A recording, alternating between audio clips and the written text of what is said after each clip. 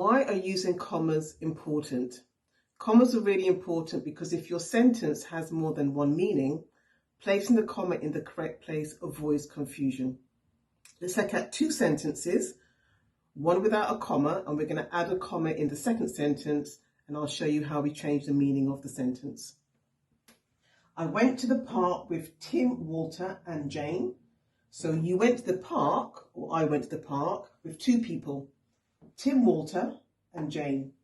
In the second sentence, I went to the park with Tim, comma, Walter and Jane.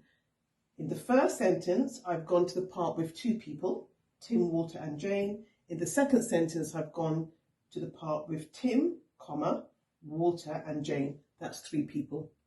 So really important, if your sentence has more than one meaning, that you place the comma in the correct place. If you found this video helpful, please press the subscribe button.